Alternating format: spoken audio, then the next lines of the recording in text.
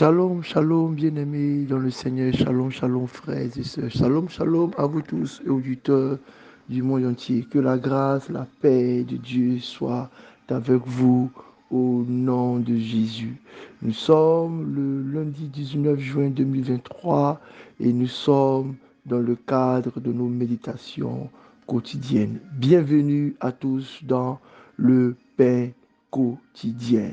Le thème de notre mois, c'est redécouvrir les paraboles. Et cette nouvelle semaine, nous sommes en train de parcourir notre thème, paysage du royaume. En ce matin, nous avons pour thème le semeur et nous allons baser notre méditation sur le témoignage de l'évangéliste Marc dans le 4e chapitre de son œuvre, de son témoignage, les chapitres 1 à 20. Lisons ensemble avec révérence le chapitre 4 de Marc, les versets 1 à 20. Il est écrit: Jésus se mit de nouveau à enseigner au bord de la mer. Une grande foule s'étant assemblée auprès de lui. Il monta et s'assit dans une barque sur la mer. Toute la foule était à terre sur le rivage. Il leur enseigna beaucoup de choses en paraboles. Et il le dit dans son enseignement. Écoutez, un semeur sortit pour s'aimer. Comme il s'aimait, une partie de la sémence tomba le long du chemin. Les oiseaux vinrent et la mangèrent. Une autre partie tomba dans un endroit pierreux où il n'avait pas beaucoup de terre. Elle leva aussitôt parce qu'elle ne trouva pas un sol profond. Mais quand le soleil parut, elle fut brûlée et sécha, faute de racines. Une autre partie tomba dans les épines. Les épines montèrent et l'étouffaient, et elle ne donna point de fruits. Une autre tomba dans la bonne terre.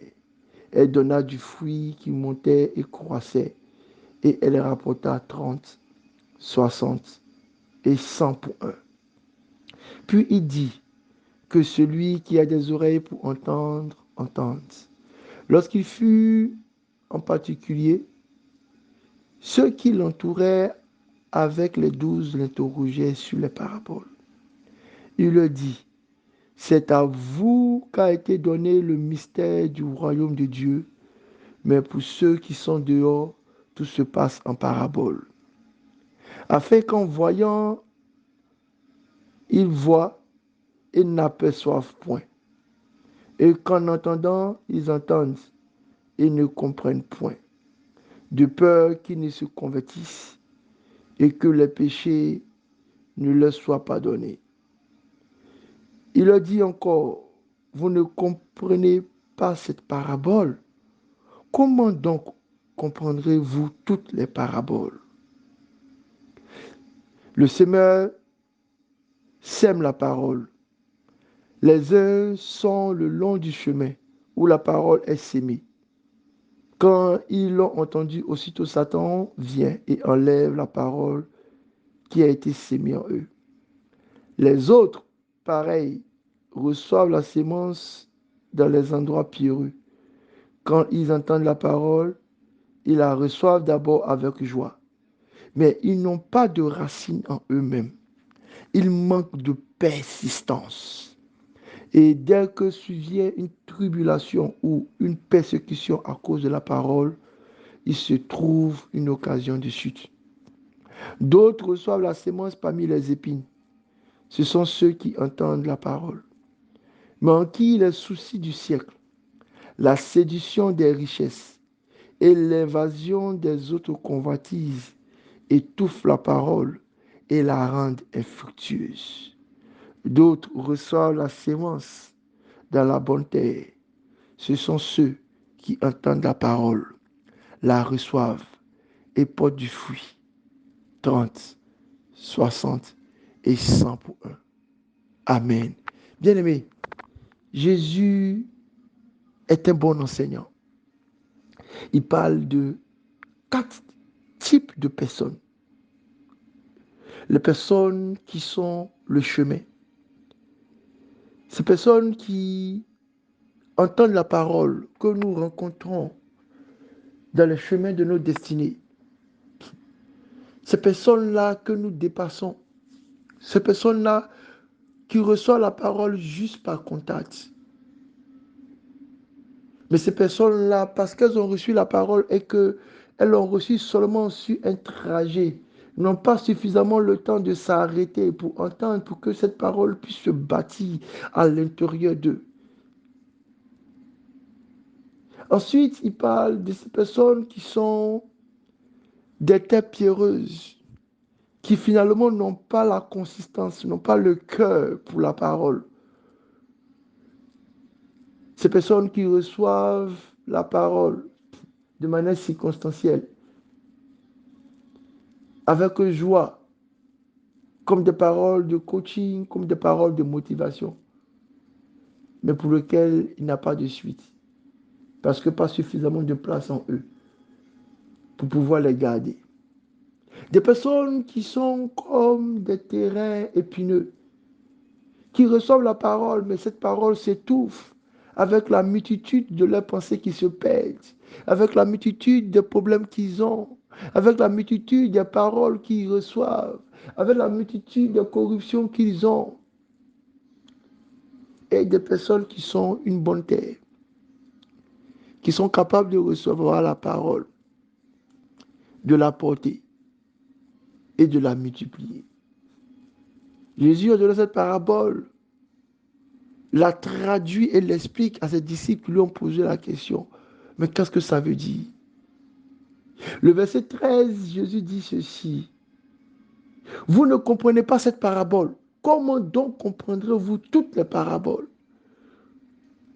Et c'est cette question que nous devons nous poser quand nous parlons ce matin du paysage du royaume. Bien-aimés, les paraboles viennent dans notre esprit, viennent dans notre cœur, viennent souvent dans nos nuits, même dans les songes, dans les visions que Dieu nous donne. Dieu nous parle avec les symboles du royaume. Si nous ne comprenons pas, nous ne sommes pas capables de décoder les images, les sons, les lumières, les voix, les mouvements, les actions prophétiques que le Seigneur pose pour nos vies, nous aurons des difficultés à grandir. Parce que souvent, quand on parle de ces quatre types de personnes, on pense à tout le monde sauf à nous. Mais bien aimé, si tu as rencontré Jésus sur le chemin, comme il arrive généralement, pour nous qui sommes sur le chemin du travail, pressés, empressés, qui écoutons rapidement le pain quotidien et courons, disons Amen et disparaissons. Pour nous tous qui sommes pressés dans la journée, incapables de nous asseoir, d'ouvrir la parole, pour nous tous qui ne trouvons pas le temps dans nos vies pour nous asseoir avec nos frères et nos sœurs pour méditer la parole, pour nous tous qui ne trouvons pas d'intérêt, parce que nous avons des objectifs bien précis, nous avons des désirs bien précis, nous avons des ambitions bien précises. Il n'y a rien sur notre chemin, il n'y a pas de pause sur notre chemin. Nous sommes passagers aux choses de Dieu. Pour nous, même les plus belles paroles n'auront pas de puissance ni de force. Parce qu'un oiseau viendra et les enlèvera. Bien-aimé, si tu veux comprendre Jésus, si tu veux connaître son langage, si tu veux le connaître, bien-aimé, si tu veux maîtriser ses codes, si tu veux découvrir et redécouvrir les paraboles, même pour toi aujourd'hui présentement dans ta vie, il faut que tu apprennes sur le chemin de ta destinée à faire des pauses, à t'asseoir. Ce qui manque à beaucoup de personnes, c'est qu'ils ont déjà leurs objectifs Ils ont déjà leurs principes. Ils ont déjà leur trajet déjà tracé. Et c'est difficile à Jésus de les arrêter un instant. Comme tous nos frères et nos sœurs que nous rencontrons en gare, qui courent pour aller au travail.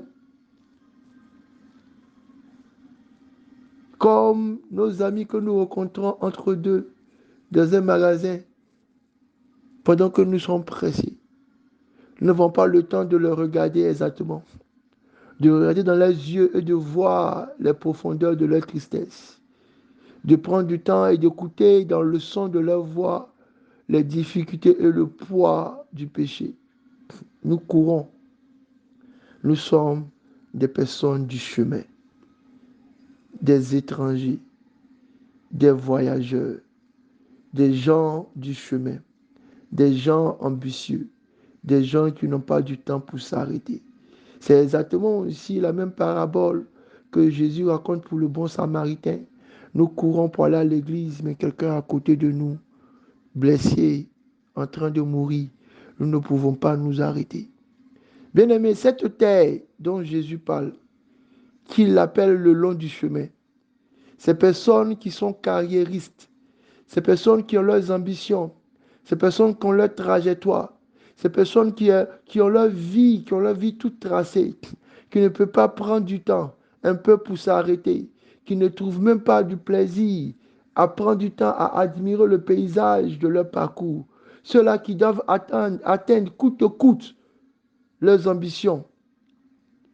Non, d'ici la fin de la journée, il faut que j'ai ça, mais sans Dieu.